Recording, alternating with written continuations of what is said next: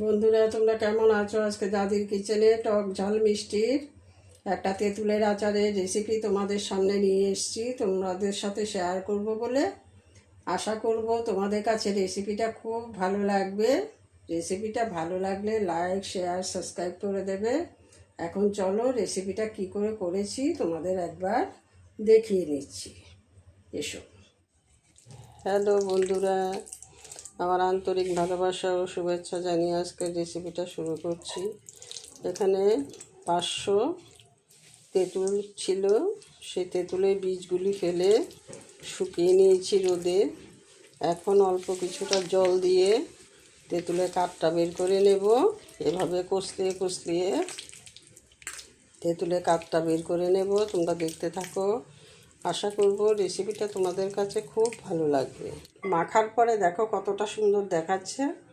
আমি পুরোটাই নিয়েছি, আমি চালুন দিয়ে চালিনি, পুরোটা দিয়ে আমি করব, চেলে করব না, তাতে টেস্টটা আরও বাড়বে।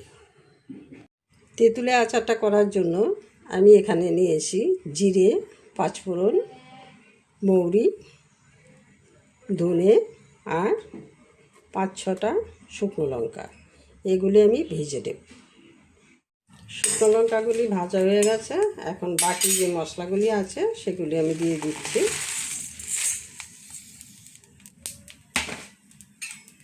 খুব কড়া করে ভাজবো না, খুব কড়া করে ভাজলে তেতো হয়ে যাবে। ভাজাটা হয়ে গেছে, নামিয়ে নেব। মশলাগুলি আমি গুঁড়ো করে নিচ্ছি বন্ধুরা। কড়াতে কিছুটা সর্ষের তেল দিয়ে দিচ্ছি, দিয়ে দিচ্ছি 5 ফোড়ন,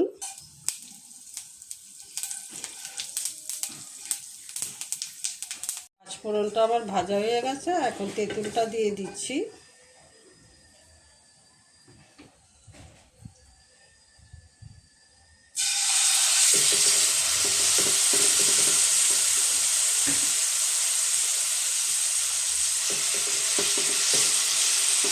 এখানে আমি 500 তেঁতুল নিয়েছি, 500 গুড়, আখের গুড় দিয়ে দিচ্ছি। তেঁতুলও নিয়েছি 500, আখের গুঁড়ো 500 দিয়ে দিলাম।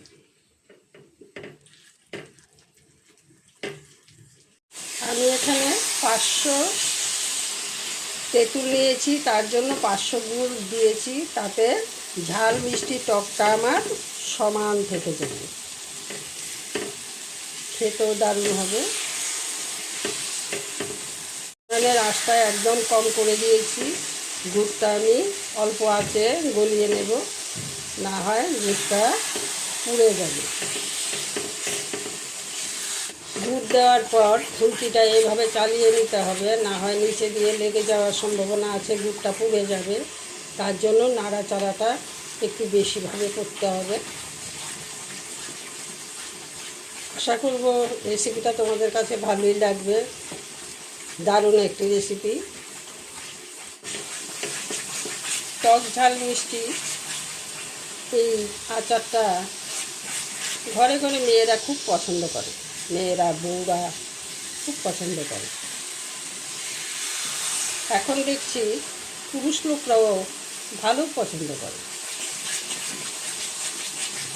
ডালের সাথে, সবজির সাথে চাটনি দিতে বলে। আমাদের ঘরেই তো যখন ডাল খাবে তখন বলবে আচার আছে কি, একটু আচার দাও, আচার দিয়ে খাবো। আমি পরিমাণ মতো নুন দিয়ে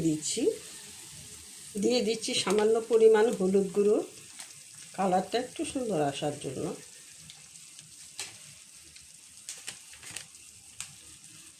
একটু ঝাল মিষ্টি করার জন্য লঙ্কার গুঁড়ো দিয়ে দিচ্ছি।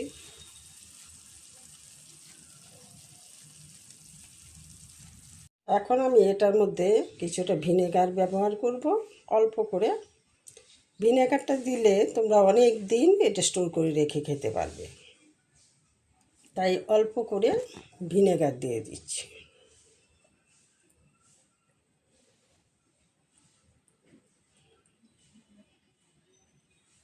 ভিনেগারটা দিয়ে একটু নেড়ে চেড়ে নিচ্ছি।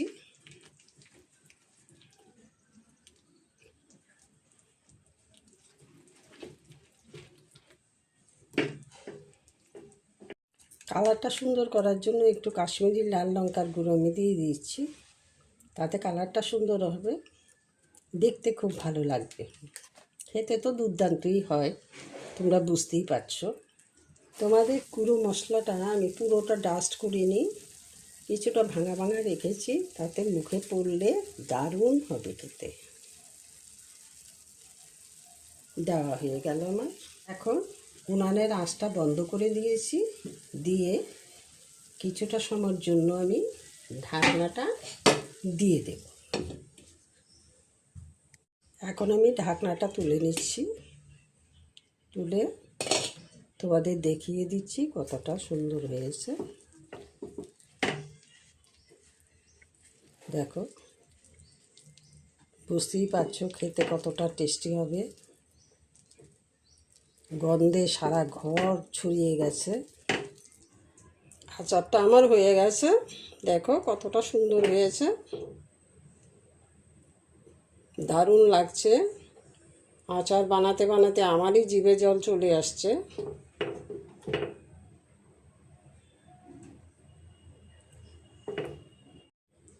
দেখো কতটা সুন্দর হয়েছে আচারটা। আচারটা আমি এরকমই রাখবো, এখন নামিয়ে নেব। আচারটা আমার হয়ে গেছে। আজকে রেসিপিটা এখানেই শেষ করছি। তোমরা ভালো থেকো, সুস্থ থেকো। এখানে একটা বল নিয়েছি কাচের, এটার মধ্যে এখন আমি আচারটা রাখবো। আচারটা আর একটু টেস্টে আনার জন্য আমি একটু কাঁচা সর্ষের তেল দিয়ে দিচ্ছি। এভাবে যদি দেওয়া যায় তবে আচারটা আরও টেস্টি হয়, দারুণ টেস্টি হয়।